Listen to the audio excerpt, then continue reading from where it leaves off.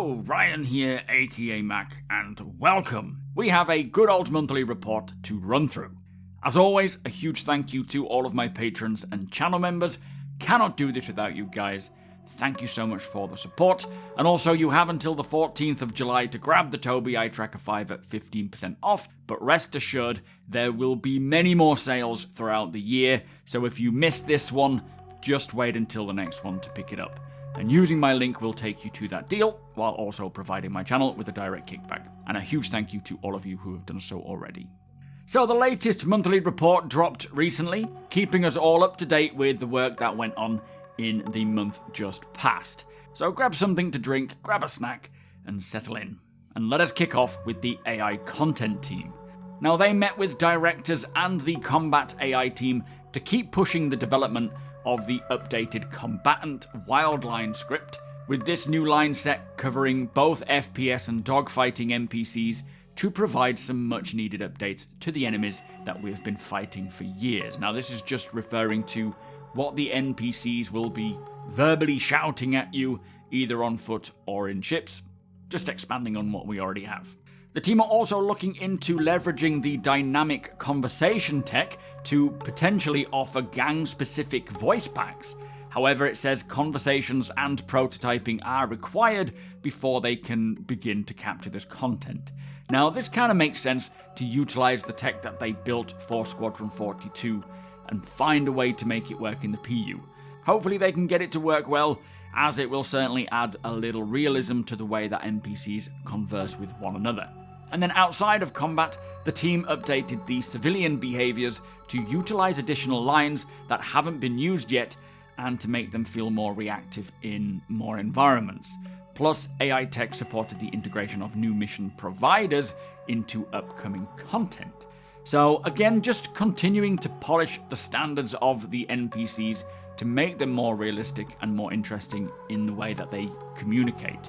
And this will likely be a big part of the whole AI or NPC push to really get all the NPCs and the AI behaviors to a gold standard level, likely ready for when Squadron is releasing. Now next up, we have the AI features team, who put time into creating, improving and fixing the Valakar Juvenile, Adult and Irradiated Apex. Also, major and minor bugs were fixed for human combat alongside additional behavior work, which included aiming improvements to consider what part of the enemy is visible. For example, aiming specifically at the head if the chest is obstructed, which is obviously good to get that distinction in, as it makes them more challenging. Support was also added for NPCs using advanced weapon types, like beam weapons or lasers, that can overheat. And I guess, as we will see with the rest of this report, as we have been seeing with all the previous reports, NPCs need to understand how to do everything that the player can. This includes using a variety of different weapon types to the best of their abilities. Now, updates were also made to NPCs searching and looting ammo and weapons, with the medical animation flow receiving polish to remove pops, and more control was given to the designers over friendly fire parameters. So again, just refining the animations, making them look smoother and more polished, which NPCs certainly need this, as they can be really janky. And then finally, fixes were made to perception, audio propagation, combat investigation and grenades. And for grenades, they have updated the targeting cooldown timer and collision checks when throwing grenades, while a fix was made to ensure dropped grenades always explode. Now next we have the mouthful, that is the AI Game Intelligence Development Team. They started the month with meetings relating to StarScript, Mission System 2.0, the Commentator Model, Density Profiler, Entity Scripting, Mannequin, and the Animation System. So not a lot then. Progress was also made on the prototype for the Mission System version 2, which at the moment, reading this, sounds like it's mostly just for the visuals, like tools and UI. Additionally, the team fixed small bugs and worked on some of the features requested by game designers to improve StarScript. And then for the AI tech team, they provided bug fixes and support for 4.2, including optimizations to how the navigation mesh regeneration accounts for navigation links. They also did a lot of work on the planetary nav tech, investigated bugs that caused some NPCs to not be able to find a patch from an individual zone to planetary terrain, and massively optimize the searching of navmesh around a point. Now, this is all relating to just how an NPC or a creature can walk across the planet's surface, or anywhere for that matter, but very happy to hear that they are fixing bugs and optimizing this tech to allow the NPCs to navigate better, more accurately, which will help to expand finding NPCs in all manner of locations.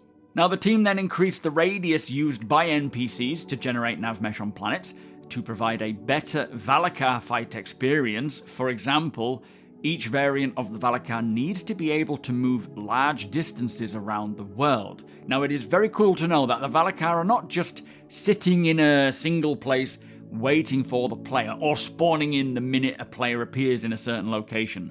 They actually travel to where the player makes noise. For example, you might be happily mining away on Daymar in a rock, and if any of the Valakar are close enough to hear that, or feel that, whatever their range is, I don't know, they will then travel what sounds like a potential large distance to get to the location where you are, and then pop up and see what's there.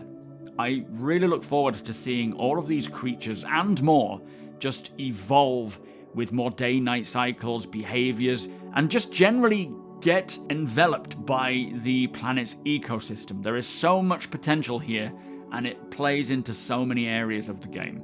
Now, ongoing work continued to update 3D pathfinding to use the new voxelizer approach, and alongside this, the team now has full support for quantum boosting energy usage to efficiently use speeds when flying in space. Now, I suppose one of the big drawbacks of having such advancements to many systems, like all of the flight changes that are coming in, the NPCs, as stated, need to be capable of using them just like the player does, which of course is going to open up a lot of great gameplay and opportunities, but it must be one heck of an undertaking to get them to actually utilize this same tech.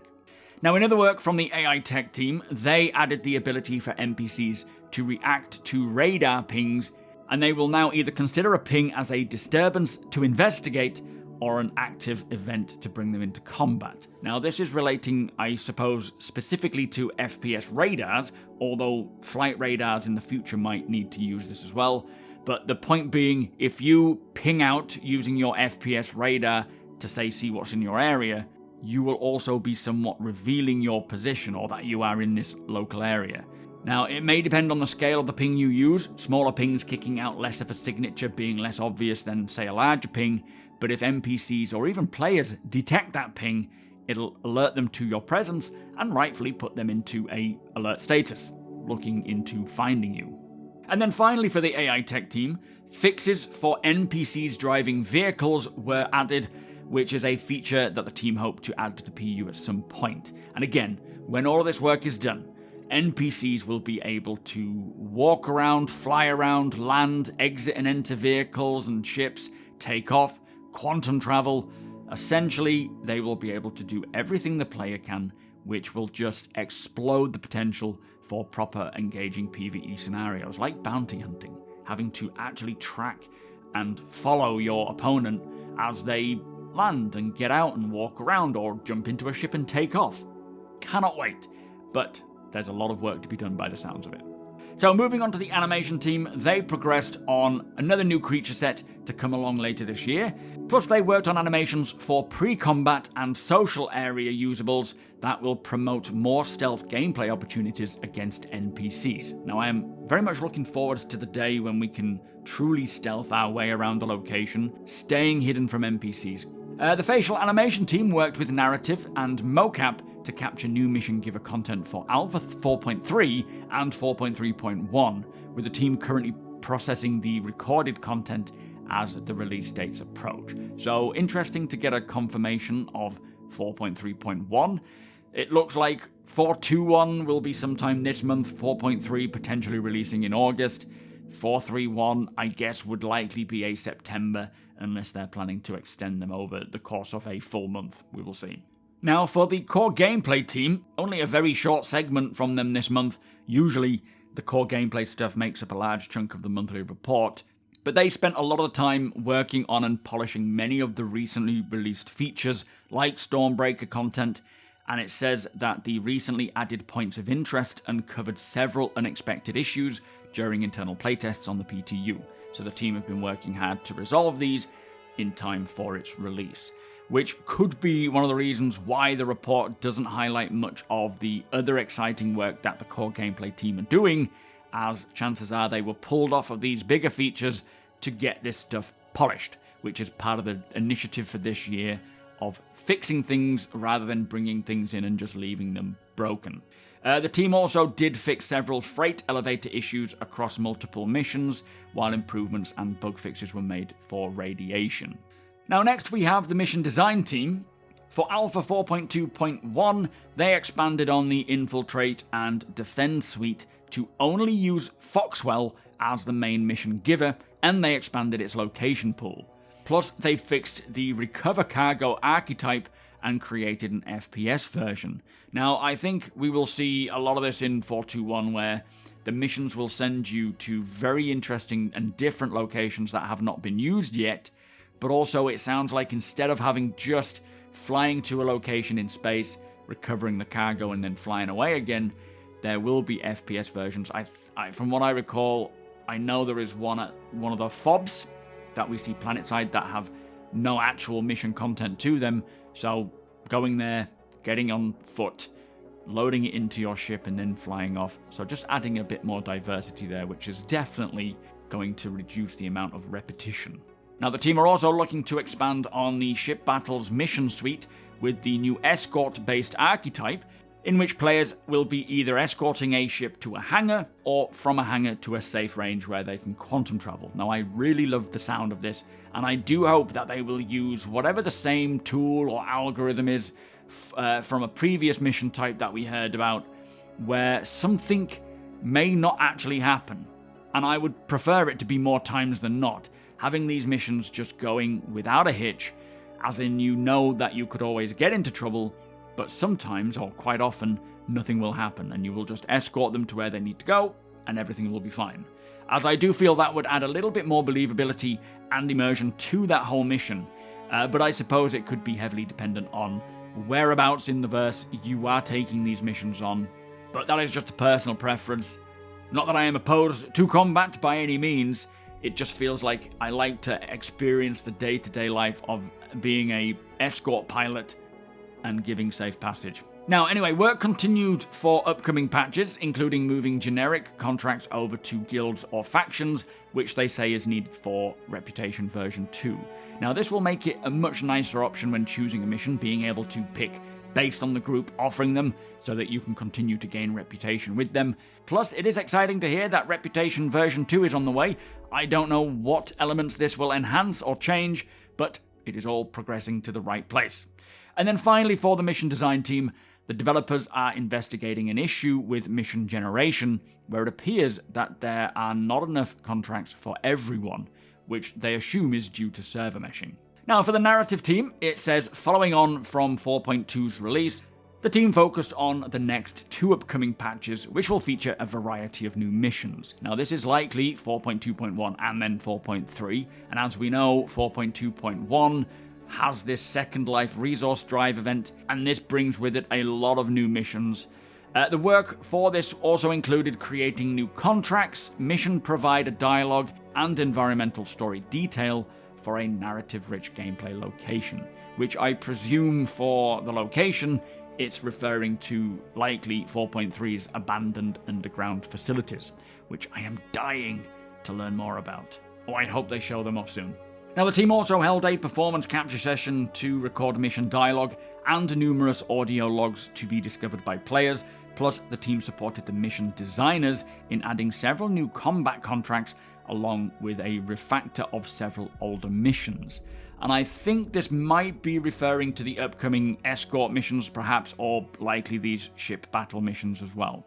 Now, longer term, for the narrative team, they have been solidifying the next major story arc as the mission content comes more into focus. They are striving, it says, to ensure the stories we experience align with the gameplay objectives, and part of this new story will introduce a unique hostile faction, which does sound very interesting. Not a lot to go on there. I do wonder if this new faction could be the Fire Rats, or if it could be someone that we have never heard of. For the online tech team, they worked on the item imprint system, whatever that is. They began preliminary discussions for the upcoming instancing service in collaboration with other teams, and currently they are defining the objectives and high-level technical details to estimate and plan the work properly. Now, although we hear that this is relating to dynamic server meshing, I do hope that the work on this instancing service will help with instanced hangars, as well as setting up for using instancing in other ways, like these dungeon-style locations that we saw presented for ArcCorp, offering all manner of progressive mission types.